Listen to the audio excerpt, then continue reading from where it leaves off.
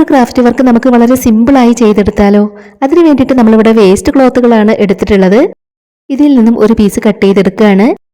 പിന്നീട് നമ്മളിവിടെ വേസ്റ്റ് കോട്ടനും ഈർക്കിളിയും നൂലും ആണ് എടുത്തിട്ടുള്ളത്. വേസ്റ്റ് കോട്ടനിൽ നിന്ന് കുറച്ച് ഈർക്കിളിയിലേക്ക് വെച്ച് കൊടുത്തതിന് ശേഷം ഇതുപോലെയാണ് നമ്മൾ ചെയ്തെടുക്കേണ്ടത്. വേസ്റ്റ് കോട്ടന്റെ പകരമായിട്ട് തുണിക്കഷ്ണങ്ങൾ ഉള്ളിൽ വെച്ച് നമുക്ക് ചെയ്തെടുക്കാം. തുണിക്കഷ്ണങ്ങൾ അതിനുള്ളിൽ വെച്ച് കൊടുത്ത് നമ്മൾ ഒരെണ്ണം ചെയ്തെടുക്കുന്നുണ്ട്.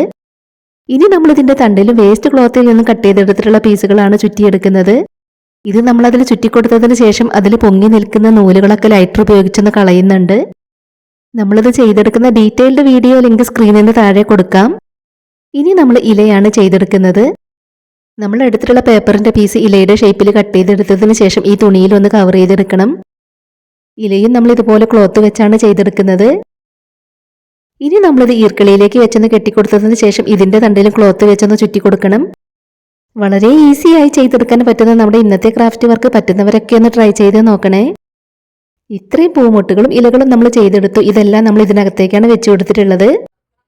ഈ ഒരു ക്രാഫ്റ്റ് വർക്ക് ഇഷ്ടമായിട്ടുണ്ടെങ്കിൽ ഒരു ലൈക്ക് തരുക. ചാനൽ ഒന്ന് സബ്സ്ക്രൈബ് ചെയ്ത് സപ്പോർട്ട് ചെയ്യാൻ മറന്നു പോകരുതേ.